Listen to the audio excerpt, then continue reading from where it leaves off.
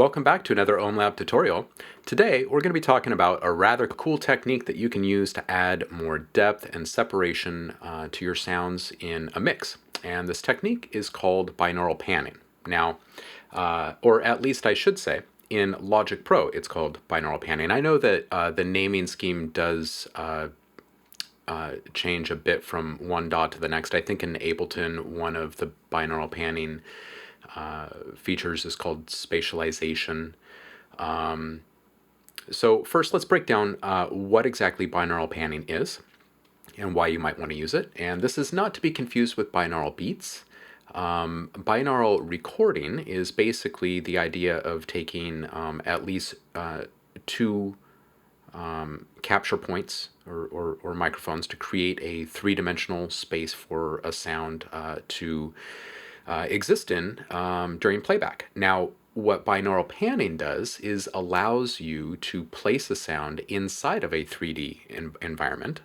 And so that brings a whole lot of depth and complexity that just is simply not there on the linear plane of left to right in the stereo field. Okay, so in other words, you can move it forward or backwards or to the right, above, below, so three-dimensional. Okay, and some DAWs will allow you to do this in just a planar type of environment, and others will allow you to work in a spherical environment or a sphere. Okay.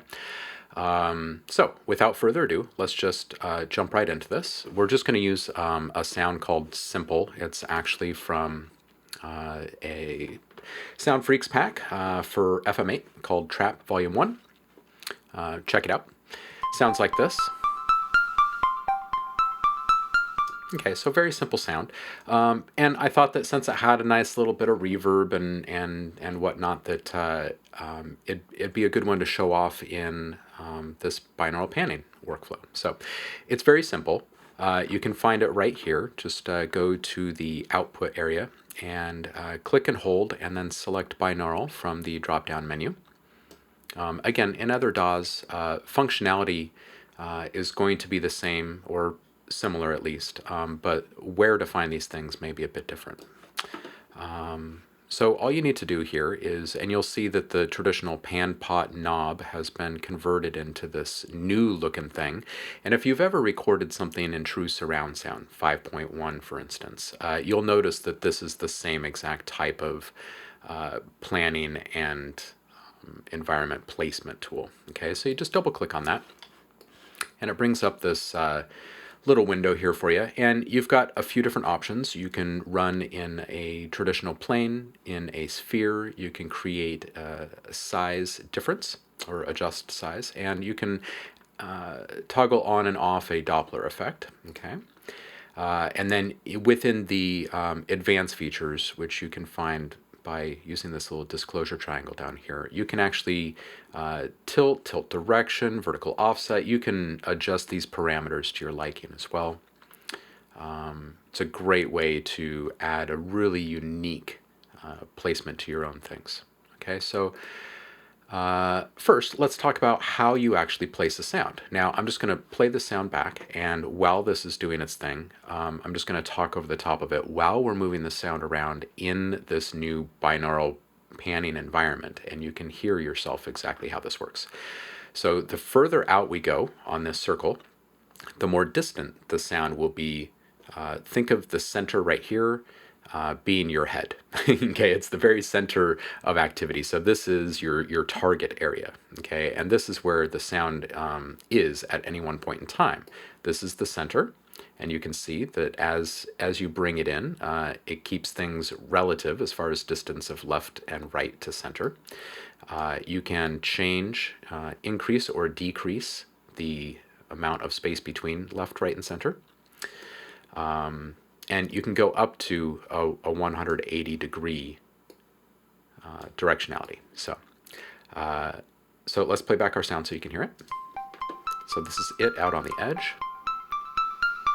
It's going to increase in volume by quite a bit as we get towards the center. And you can see that we clip there for just a second. So you want to be aware of that. Adjust your volume accordingly. Let me just narrow the distance between left and right. So our location is a bit more specific to our ears.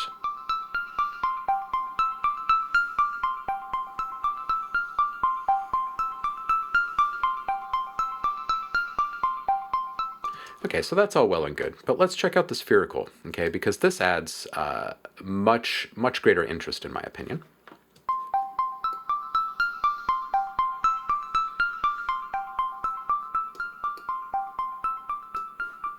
Okay, now you can change the size. Obviously, the larger you go, the more distant this is going to sound, especially when you're on the edges. So let's increase the size so you can hear that yourself.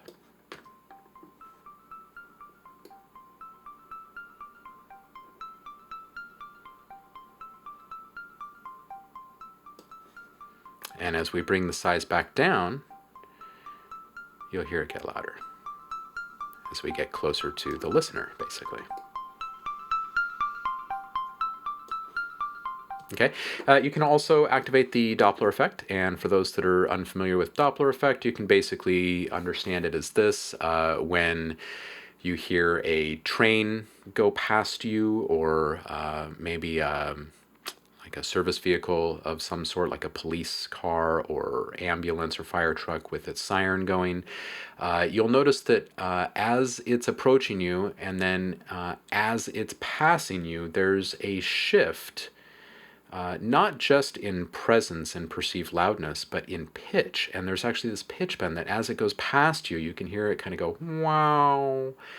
So the Doppler effect here allows for some of that, okay? So let's say you're modulating something in real time, the position or placement of a sound in your binaural panning environment.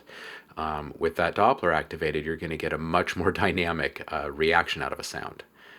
So the perception is altered greatly for the listener, which of course helps draw them in and allow them to become a much more engaged participant in your recordings. So that's it in a nutshell, folks. Go a little bit deeper. Instead of just panning left or right, every once in a while you'll find a tricky spot within one of your mixes, and you really want one of these sounds to shine and stand in its own space, so to speak. And this is a really great way to do it. And also consider the fact that this is adding the benefits of environment without reverb, which is a brilliant way to add more space and presence to your mix in general without fear of washing sounds out in any way. Okay?